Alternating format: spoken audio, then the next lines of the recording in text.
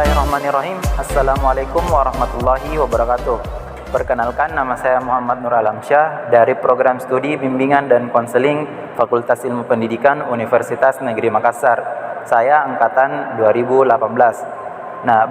Pada kesempatan kali ini saya akan menjelaskan terkait asesmen dalam bimbingan dan konseling.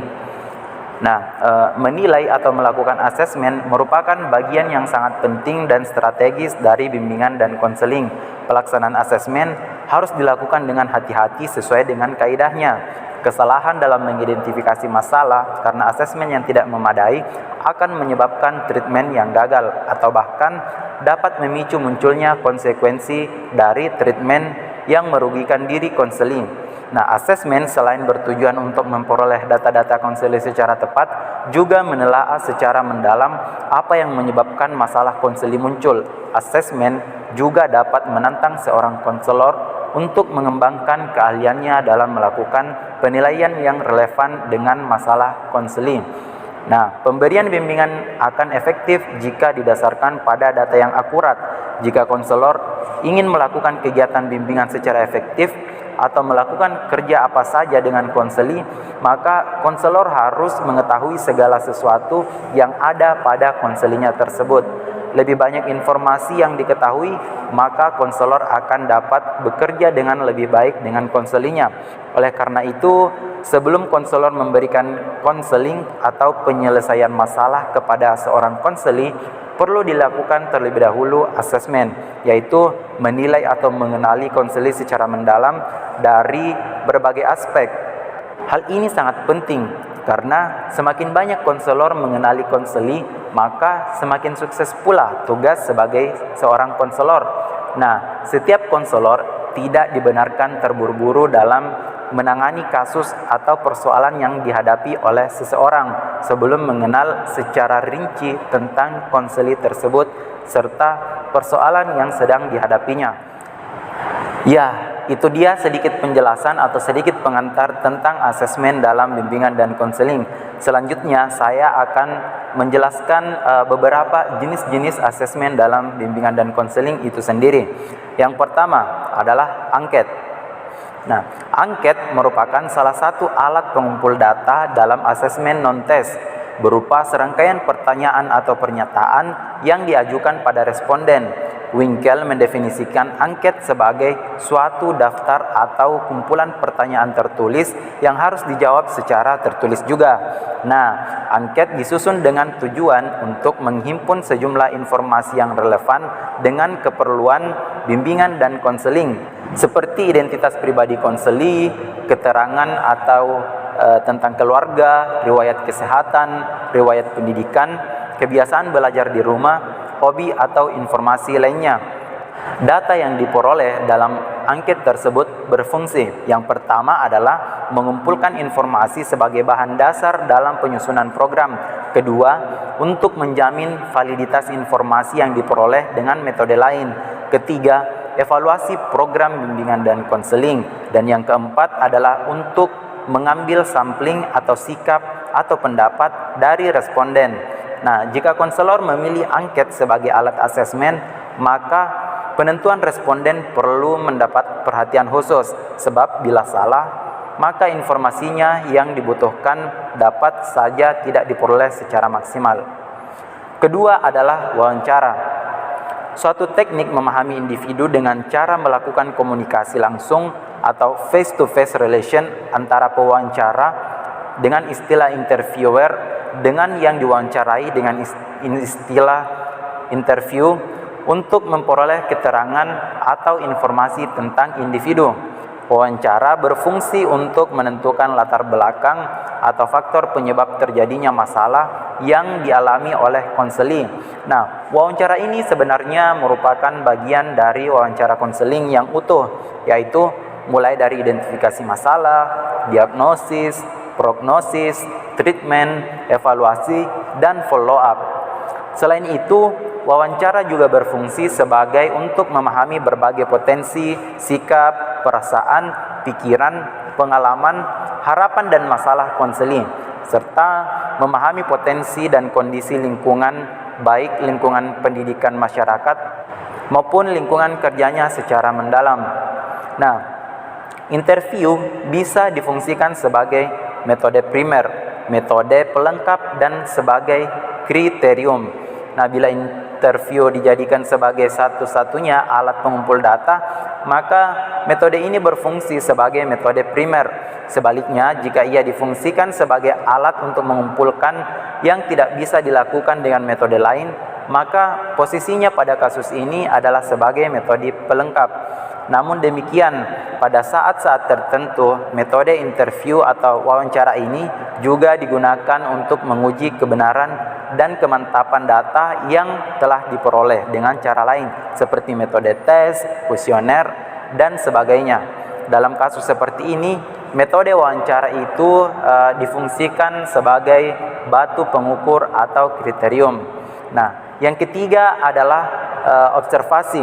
Nah, observasi di sini merupakan kegiatan pengamatan secara indrawi yang direncanakan sistematis dan hasilnya dicatat serta dimaknai atau diinterpretasikan dalam rangka memperoleh pemahaman tentang subjek yang dialami. Selanjutnya adalah bahwa observasi merupakan teknik pengumpulan data yang dilakukan secara sistematis dan sengaja melalui pengamatan dan pencatatan terhadap gejala-gejala yang diselidiki. Observasi memiliki nilai. Nah, beberapa nilai tersebut adalah, yang pertama adalah memberikan informasi yang tidak mungkin didapatkan melalui teknik lain. Nah, seperti teknik wawancara ataupun angket sebelumnya. Kemudian yang kedua adalah memberi tambahan informasi yang sudah didapat melalui teknik lain. Kemudian yang ketiga adalah dapat menjaring tingkah laku nyata bila sebelumnya tidak diketahui. Kemudian yang keempat adalah pengamatan secara selektif. Dan kemudian yang terakhir adalah pengamatan mendorong perkembangan subjek pengamatan. Jadi, kedua teknik asesmen sebelumnya, yaitu wawancara dan angket, bisa sangat didukung oleh teknik observasi ini. Nah, selanjutnya teknik asesmen dalam bimbingan dan konseling yang keempat adalah sosiometri. Nah, sosiometri merupakan suatu metode atau teknik untuk memahami individu, terutama untuk memperoleh data tentang jaringan hubungan sosial antar individu dalam suatu kelompok berdasarkan preferensi pribadi antara anggota-anggota kelompok. Nah, sosiometri itu sendiri merupakan metode pengumpulan data tentang pola struktur hubungan antara individu-individu dalam suatu kelompok. Pengembangannya didasarkan pada pemikiran bahwa kelompok mempunyai struktur yang terdiri dari hubungan-hubungan interpersonal yang kompleks, atau posisi setiap individu dan hubungan-hubungan yang terjadi dalam struktur kelompoknya dapat diukur secara kuantitatif dan kualitatif. Hasil sosiometri merupakan gambaran jumlah skor yang diperoleh orang pada hubungan. Nah, intensitas hubungan dan posisi individu dalam kelompoknya. Sosiometri ini berfungsi untuk menemukan atau mencatat relasi aktif tentang struktur kelompok, yaitu pada saling tertarik dan saling menolak. Jadi sosiometri ini bisa kita contohkan pada sebuah kelompok atau kelas di sekolah. Jadi konselor misalnya membagikan sosiometrinya kepada satu kelas atau satu kelompok tertentu, yang dimana di sana konselor akan mendapatkan hasil terkait hubungan interpersonal atau hubungan sosial di dalam kelas tersebut. Kemudian asesmen yang kelima adalah biografis. Nah, metode biografis merupakan cara memahami individu dengan mempelajari ungkapan pikiran dan perasaan individu terhadap dirinya sendiri dan lingkungannya melalui catatan yang ditulis dia sendiri dan atau ditulis oleh orang lain. Secara etimologis, metode biografis adalah metode yang mempergunakan bahan-bahan yang berwujud tulisan mengenai kehidupan individu yang dipahami, baik tulisan itu dibuat oleh individu itu sendiri yang bersangkutan maupun ditulis oleh orang lain. Nah, Surya Brata mengatakan bahwa bahan-bahan biografis yang banyak dipergunakan untuk memahami individu adalah biografi, autobiografi, buku harian, kenang-kenangan masa muda, dan case history. Nah, biografi adalah tulisan mengenai seluk-beluk kehidupan seseorang yang ditulis oleh orang lain. Kemudian biografi ini berisi gambaran tentang kejadian-kejadian penting yang dialami oleh seseorang dalam hidupnya yang mempengaruhi perkembangan dan pembentukan pribadi orang tersebut. Nah, adapun kelemahan metode ini adalah sangat dipengaruhi oleh sikap dan penilaian penulis terhadap orang yang ditulis biografinya. Karena itu, dalam menganalisis dan menginterpretasikan data biografi harus dilakukan secara hati-hati, tidak langsung menerima tulisan tersebut secara mutlak tanpa reserve.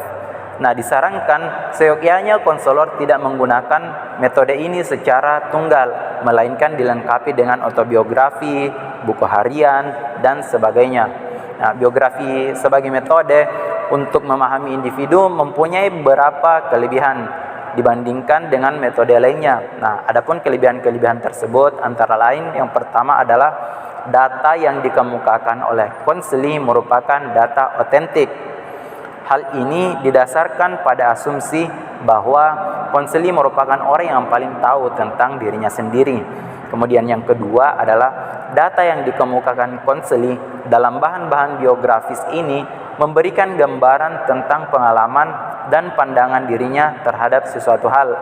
Kemudian yang ketiga adalah data biografis yang diperoleh dari orang yang dekat dengan konseli dapat memberikan gambaran tentang kehidupan konseli dengan sumber data yang bersangkutan. Nah, di samping kelebihan-kelebihan yang saya sebutkan tersebut, ada juga beberapa kelemahan yang terdapat pada metode biografis ini.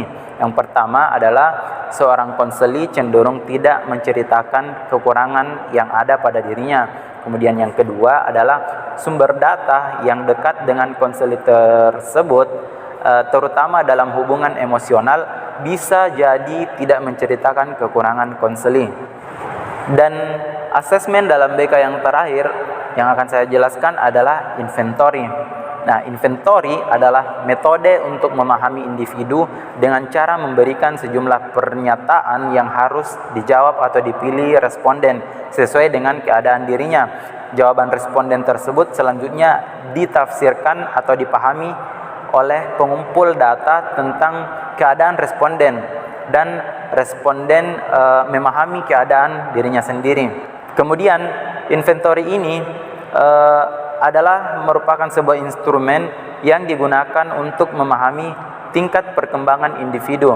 Instrumen ini dikembangkan oleh tim pengembang dari Universitas Pendidikan Indonesia. Nah, penyusunannya dimaksudkan untuk menunjang kegiatan bimbingan dan konseling di sekolah. Inventory disusun dalam bentuk 4 buku inventory masing-masing untuk memahami perkembangan individu di tingkat SD, SLTP, SLTA, dan perguruan tinggi.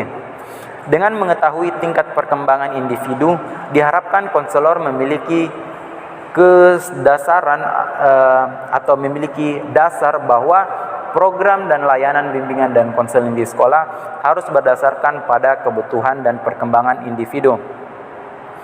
Pengembangan instrumen mengacu pada teori perkembangan diri dari Loevinger yang terdiri dari 7 tingkatan. Nah, tingkatan tersebut dimulai dari prasosial, yaitu tingkatan di mana individu belum mampu membedakan diri dengan lingkungan. Kemudian tingkatan terakhir adalah integrate, yaitu merupakan tingkat yang dicapai oleh kebanyakan orang.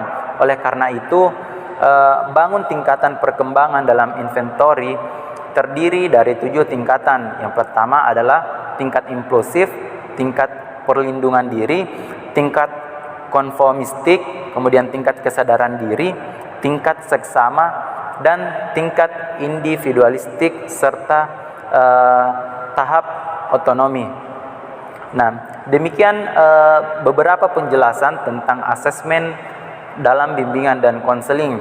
Saya Muhammad Nur Alamsyah memohon maaf jika ada kata-kata yang tidak berkenan. Nah, mungkin itu saja yang dapat saya sampaikan pada kesempatan kali ini. Saya ucapkan billahi fisabilil haq fastabiqul khairat. Assalamualaikum warahmatullahi wabarakatuh.